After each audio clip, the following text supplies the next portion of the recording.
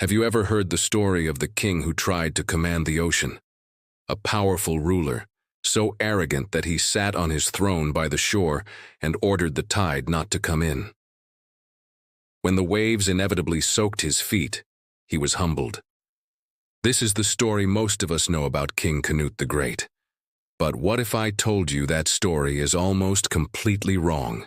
The real story is far more fascinating and reveals a man who was not a fool, but one of the wisest and most powerful kings in European history. Let's rewind to the early 11th century. England is in chaos. Decades of brutal Viking raids have left the Anglo-Saxon kingdom weak and divided. The English king, a man comically nicknamed Ethelred the Unready, is struggling to hold his realm together. And sailing across the North Sea is a young, ambitious, and utterly ruthless Danish prince, Canute.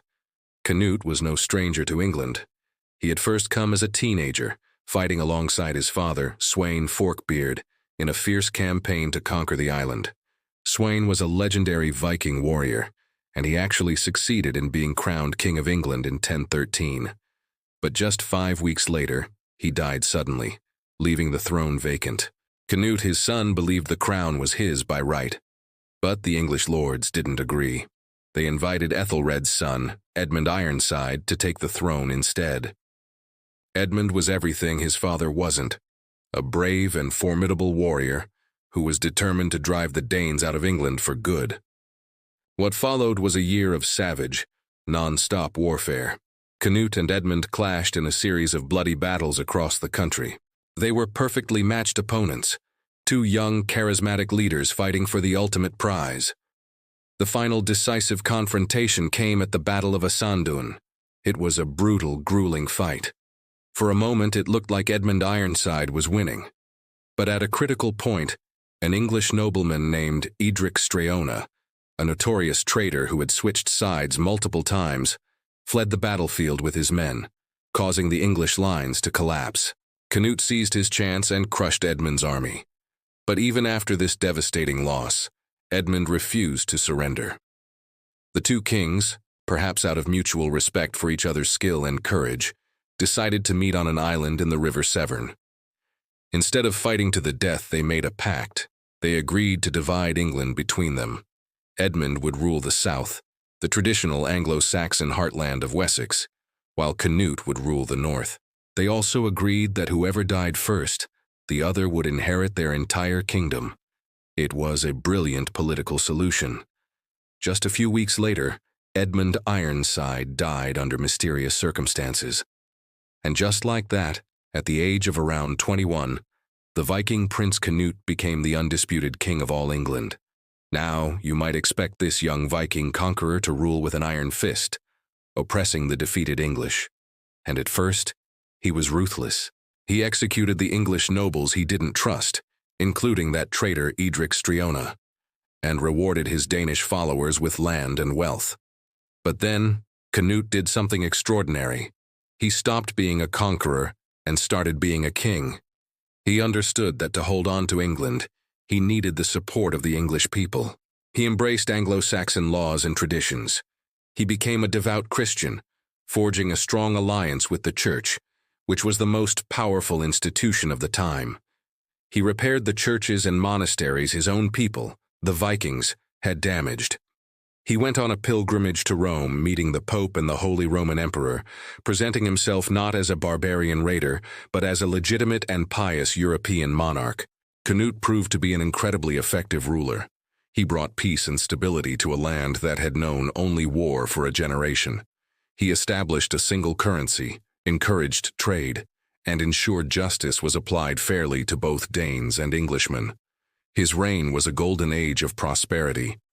People were so secure that, according to the chronicles, a woman could travel from one end of the kingdom to the other with a newborn baby and a purse full of gold and not be harmed.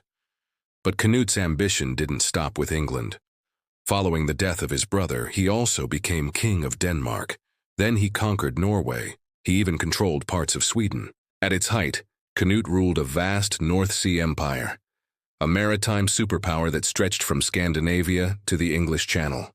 He was, without a doubt, the most powerful ruler in Northern Europe. This brings us back to that story about the waves. So, where did it come from? The first account was written by a historian named Henry of Huntingdon, about a century after Canute's death. But Henry's version tells a very different story from the one we know.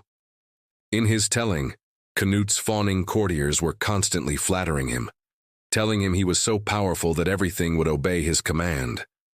Annoyed by their empty praise, Canute decided to teach them a lesson in humility. He had his throne carried to the seashore as the tide was coming in. He sat down and commanded the sea, "I command you not to rise onto my land, nor to wet the clothes or limbs of your lord." Of course, the tide kept coming, and the waves splashed his feet and robes. Canute then turned to his stunned courtiers and said, "Let all the world know that the power of kings is empty and worthless. There is no king worthy of the name save him by whose will heaven, earth, and sea obey eternal laws." He was demonstrating that earthly power, even his own immense power, was nothing compared to the power of God. After this event, the story goes, Canute never wore his crown again. Instead, he had it placed on a crucifix in Winchester Cathedral as a symbol of his submission to the one true king. So you see, the story wasn't about a king's arrogance. It was about his piety and his wisdom. It was a staged act of political theater designed to show that he was a humble Christian king, not a pagan tyrant who believed he was a god.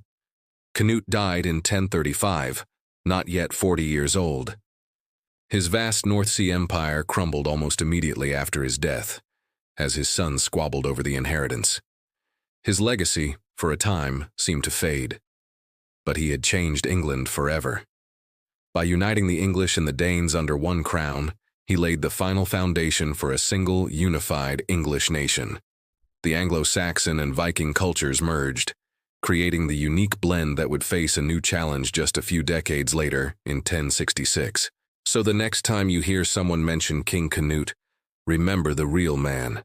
Not the fool on the beach, but the shrewd politician, the brilliant military strategist, and the wise lawgiver who forged an empire and brought peace and prosperity to a war-torn land. He was truly Canute the Great. Thanks so much for watching. If you found this story as fascinating as I do, please hit that like button and subscribe for more hidden histories. Let me know in the comments what other historical figures you think are misunderstood. See you next time.